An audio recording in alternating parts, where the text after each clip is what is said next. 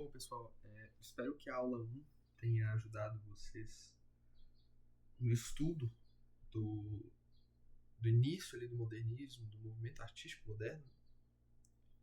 E, bom, adentrando agora já no aspecto histórico, no aspecto político e até mesmo no aspecto técnico do modernismo, nós vamos analisar o contexto histórico no qual ele se desenrola, no qual ele se desenvolve, as características principais desse movimento, os principais autores desse movimento pelo mundo, não só em um local, né, mas pelo mundo inteiro.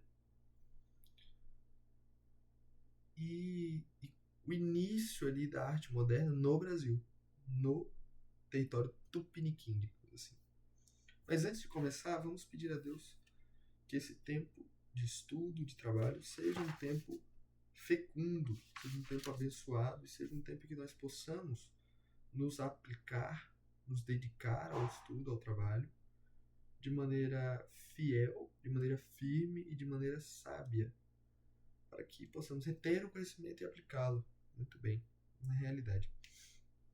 Então, pessoal, para iniciar, a gente tem que entender que o contexto histórico no qual o modernismo se edifica é um contexto de intensa transformação, intensa instabilidade, transformação e desconfiança.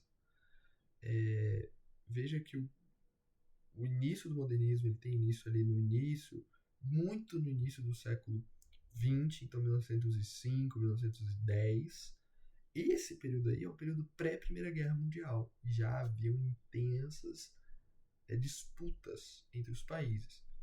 Vem a Primeira Guerra Mundial, uma catástrofe humanitária, coisas assim absolutamente odiosas de serem acontecidas, né? Guerra química, massacres, genocídios, e vem tudo isso e os autores olham para isso e falam: meu Deus do céu, né? O que é isso que está acontecendo? Que coisa mais absurda.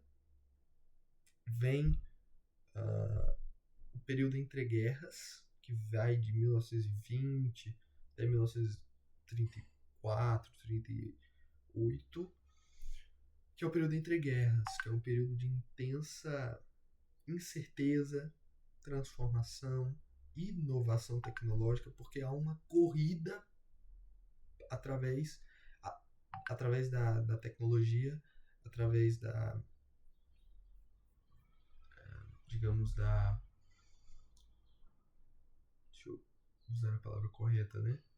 Através da força econômica para saber qual vai ser o país que vai dominar o mundo a partir desse espaço, a partir desse tempo.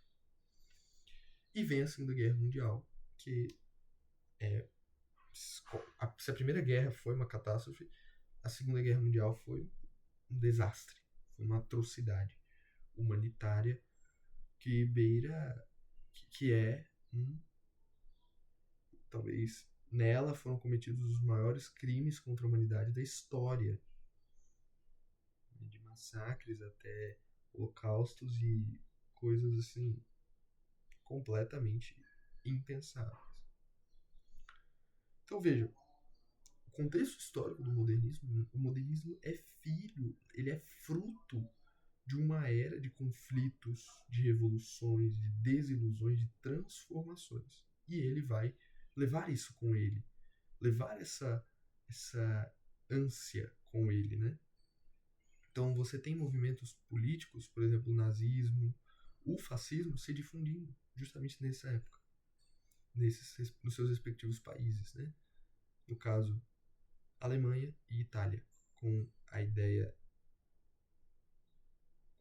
ideológica comandada por Hitler e Mussolini. Né?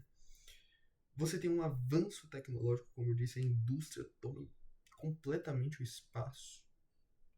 Você tem conflitos trabalhistas, conflitos entre o povo e a massa proletária e a burguesia, que é dominante. E aí vem, por exemplo, ideais socialistas, comunistas nas obras, em várias obras. e os próprios autores eram adeptos dessas ideologias. E a quebra da Bolsa de Valores de Nova York, com a Grande Depressão, que é um pontapé inicial para uma literatura mais realista do que já era. Uma literatura que aborda a, a fraqueza humana, a fragilidade do ser humano perante as instabilidades da vida, né?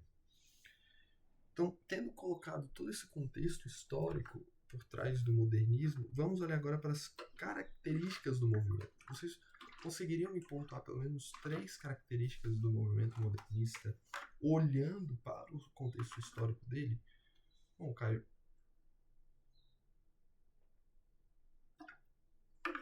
pensando sobre, eu vejo a ideia de uma subversão completa, a ideia de uma transformação completa da sociedade, a ideia de uma literatura serva da política, serva da sociedade, serva da política, serva das ideologias, que não serve no sentido de que ela vai servir como massa de manobra, mas serve no sentido de que ela vai olhar para isso e vai construir a sua literatura em cima disso. E uma literatura mais livre, né? Uma literatura distante dos ideais mais rígidos, mais imperantes, mais rudimentares, e trazer uma nova literatura, que é uma literatura mais flexível, mais dinâmica, sem versos firmes e rígidos, coisa mais engessada, não.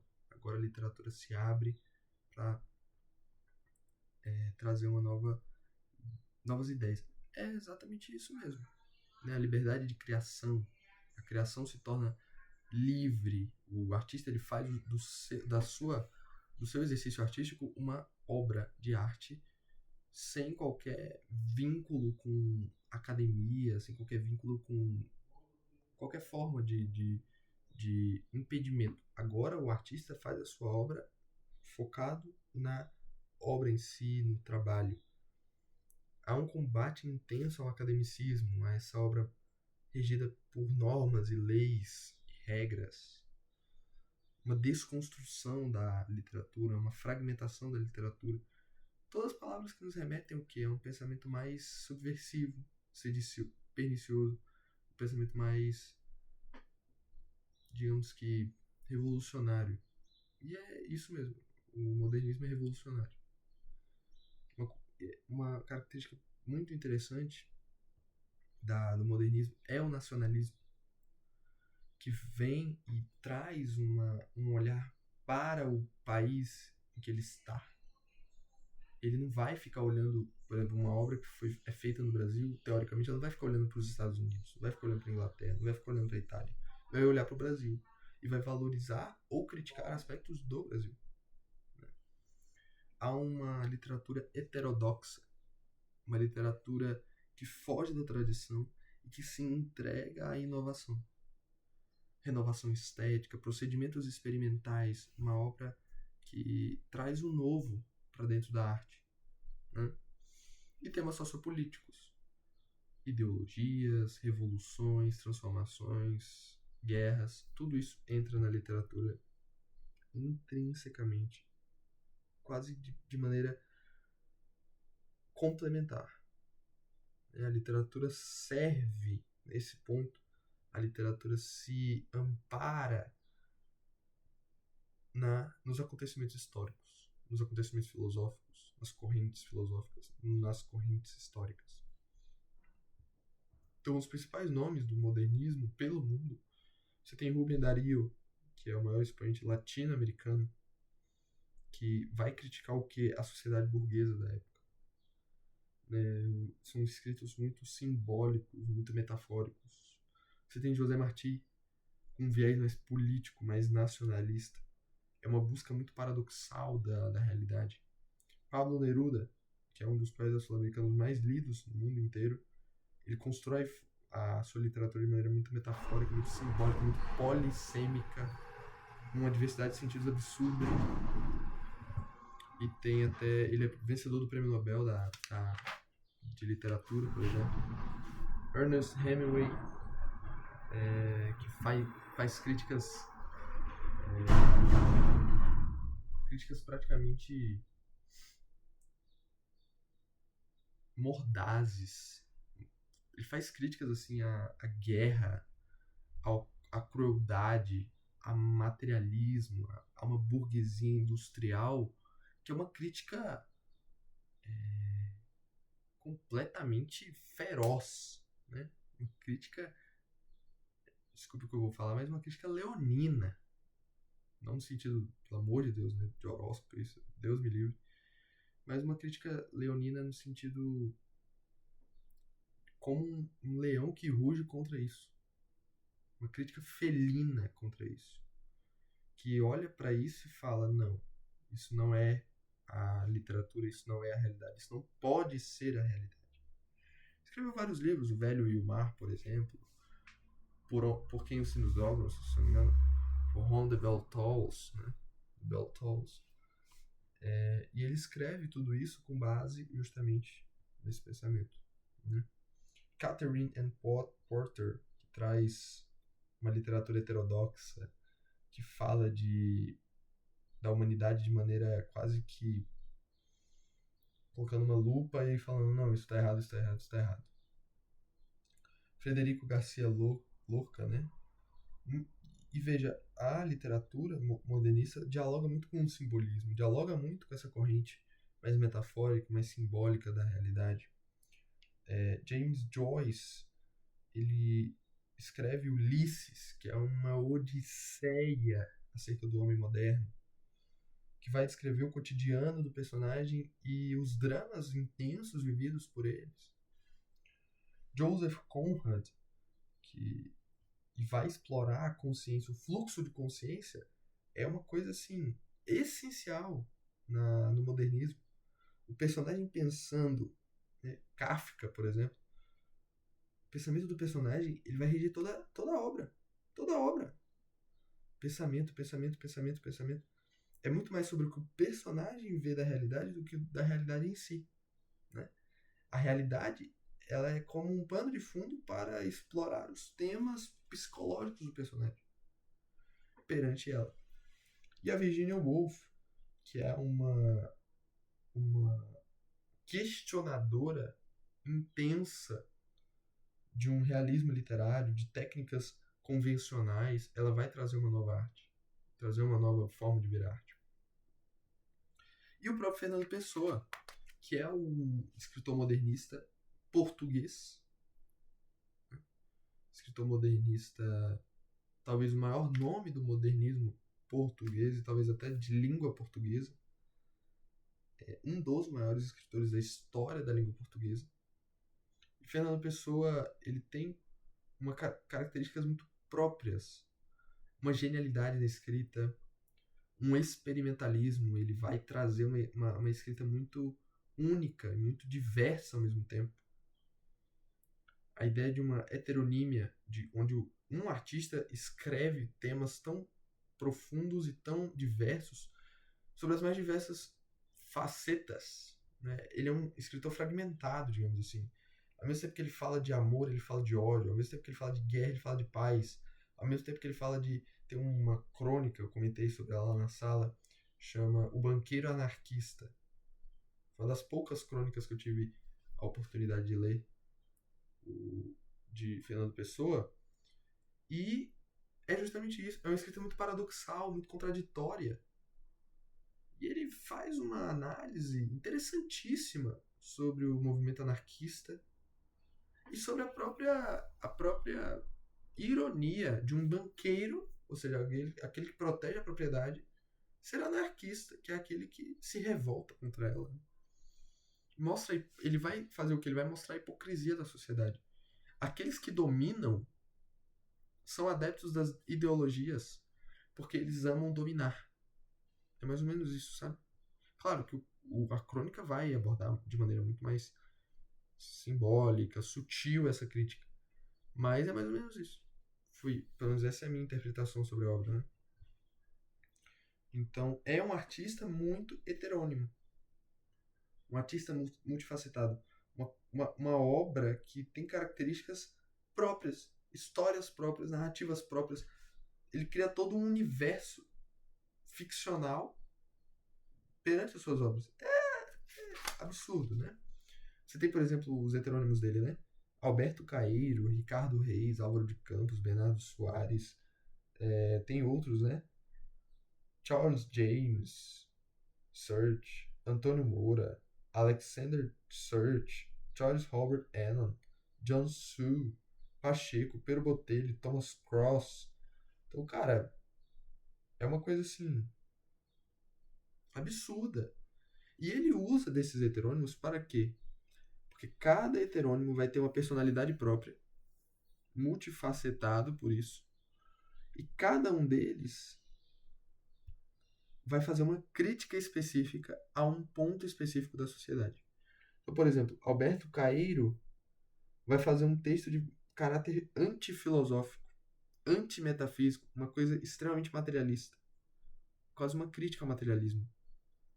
É um radicalismo material de tal forma que a própria matéria se torna objeto da crítica. Ricardo Reis, por exemplo, uma forte moral, um forte estoicismo, uma forte moral estoica, uma coisa quase que romana, né? Influência greco-romana, um epicurismo, uma força que vem da tranquilidade, que vem da serenidade. Álvaro de Campos é uma ideia subversiva, agressiva, inconformada, que olha para a realidade e não aceita e quer mudá-la e quer alterá-la. Bernardo Soares, que vai ser tão próximo à realidade que ele chega a chamá-lo de semi-heterônimo de Fernando Pessoa, de tão próximo da realidade que ele chega, de tão intrínseco à realidade que se é. E, enfim, Fernando Pessoa vai ser quase que a personificação do modernismo. Por quê? Porque ele vai olhar para a realidade, vai multifacetá-la e vai criticá-la e vai olhar para ela de forma analítica, de maneira precisa, de maneira extremamente direto ao ponto, mas também sem deixar de servir à literatura e servir à filosofia, entende? E aqui terminamos toda a parte inicial do modernismo lá fora, modernismo europeu, modernismo global, digamos assim. E agora vamos entrar no modernismo brasileiro. Mais especificamente, na Semana de Arte Moderna. Pela duração da aula, obviamente não dará para eu me estender muito, né, perante. Mas é justamente somente para eu me introduzir nesse assunto. Então, Semana de Arte Moderna no Brasil, ela aconteceu ali entre 13 e 17 de fevereiro de 1922. E o que foi a Semana de Arte Moderna? Né?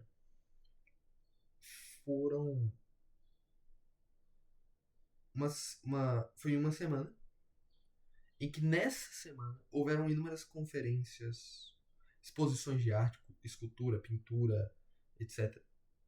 Apresentações musicais, declamações poéticas dos artistas, dos autores. Eles apareceram lá, eles estavam lá para construir essa nova arte, para construir essa nova forma de ver o mundo. E qual era o objetivo disso tudo? Era apresentar uma nova tendência artística que estava se difundindo no mundo inteiro, lá fora principalmente, com esses autores que eu acabei de dizer, Fernando Pessoa, Ernest Hemingway, Catherine Anne Porter, James Joyce, etc. Então eles vão trazer esses caras, né, para dentro do Brasil e relacioná-los dentro da nossa realidade. Ou seja, eles vão abrasileirar, digamos assim, o modernismo. Esse é o objetivo. Olhar para o parnasianismo que dominava, que imperava, e agora, já no movimento mais pré-moderno, vão olhar para tudo isso e vão falar, não, agora a gente vai quebrar isso, e agora vai ser uma nova ideia, uma nova arte. E esse evento, ele é tão importante que ele é considerado, talvez, o marco inicial do modernismo no país, de todo o movimento moderno. E o ano de 1922, ele foi simbólico justamente por apresentar o centenário do Brasil. É como se o Brasil estivesse nascendo de novo, mas nascendo para a arte, na cabeça dos escritores e dos artistas. O movimento, que foi o movimento modernista, ele ocorre na semana de 22. E nesse período aí, observou-se uma intensa busca pela experimentação. Uma ruptura com a tradição, uma heterodoxia, uma apresentação de uma nova arte serva da realidade. De uma arte plástica que pode ser ampliada, que pode ter sua visão pluralizada. Novas abordagens musicais, uma arquitetura renovada, desenhos arrojados inovadores, etc. Então, é uma arte completamente nova, diametralmente paradoxal ao que estava acontecendo antigamente. Que era um parnasianismo, um rigor formal, rígido, firme, servo da forma em si, a arte pela arte, né? Veja, nesse período, todo movimento deve ter documentos que vão ampará-los, que vão ajudá-los a se difundir e a se fundamentar. E esses movimentos foram os chamados manifestos. E perceba, na década de 20, veja, o movimento moderno se iniciando na década de 22, no ano de 22, e perante a década de 20 inteira, os escritores e os artistas vão criando manifestos para amparar o modernismo inicial ali, esse novo período. O primeiro manifesto é o Manifesto Pau-Brasil, que foi publicado num jornal e apresentava uma visão primitivista, uma poesia ingênua, que era feita por Oswald de Andrade e com ilustrações de Tarsila do Amaral. Então, dois autores já para se fixar o nome. Oswald de Andrade e Tarsila do Amaral. Escritor e outra pintora. Uma surrealista, o outro talvez o grande nome, junto com Mário de Andrade, do movimento moderno brasileiro. Pelo menos esse inicial, né? Manifesto Verde-Amarelismo, digamos assim, que surge no ano de 26, que foi feito por Plínio Salgado como resposta ao movimento Pau-Brasil, ao movimento anterior, ao manifesto anterior, acusado de forjar um nacionalismo afrancesado, um Brasil europeizado, sabe? Um Brasil que serve a Europa, que olha para a Europa e fala, a gente quer ser como eles. Basicamente essa era a crítica, sabe? E aí, em 1928, surge o Manifesto Antropofágico, que é o maior de todos os manifestos, pelo menos em influência. Ele vai ser o manifesto que vai trabalhar, que é as obras posteriores vão trabalhar em cima desse manifesto, vão olhar para esse manifesto e se reger por ele. E o que ele vai dizer? Ele aprofunda as ideias do Manifesto do Pau-Brasil. Adivinha quem escreveu? Oswald de Andrade. E propõe reflexões sobre o que é o pensamento, o que é o fazer literário no Brasil. O que a gente está se baseando? Será que a gente está olhando só para a arte europeia e não está trabalhando aqui? Será que a gente está deixando a nossa arte se consumir por uma arte que não é nossa? Então essa é a ideia. Esse manifesto ele busca uma escrita genuinamente brasileira. A ideia é o Brasil. E faz duras críticas a uma elite que consumia compulsivamente produções norte-americanas e europeias.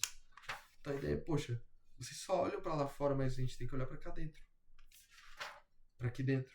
A gente tem que olhar para o que a gente está fazendo, para o que a gente está realizando, para as nossas necessidades e supri-las, certo? Então, pessoal, na próxima aula... não. Antes de terminar, eu acho um ponto interessante. Não vai cair na prova, provavelmente, a avaliação. Mas é importante ressaltar que a mídia, a propaganda, o mecanismo, o organismo informacional foi um grande propulsor da arte moderna. Então, haviam revistas, jornais, que publicavam essas obras, os manifestos, as poesias, os poemas, faziam as propagandas, né, dos chamados vocativos, assim. Então, venham ver, venham assistir no Teatro Municipal, justamente para trazer o povo para dentro da arte. Divulgar em território nacional a arte vanguardista que estava nascendo. Então você tem a revista Claxon, revista de antropofagia, você tem o Manifesto Regionalista, a revista Terra Roxa, Festa Verde, enfim. E elas circularam mais ou menos nesse período justamente para trazer uma nova concepção da arte, um culto ao progresso e muitas reflexões sobre aquilo que se tornaria a sétima arte, que é o cinema. Então você tinha análise de filmes justamente para que a obra artística fosse difundida por todo o território nacional, pelo menos de início. Pelo menos essa era a ideia inicial, né? Então, agora sim, terminamos a aula. A próxima aula nós vamos nos aprofundar na geração de 22, nesse pessoal que escreveu, em específico sobre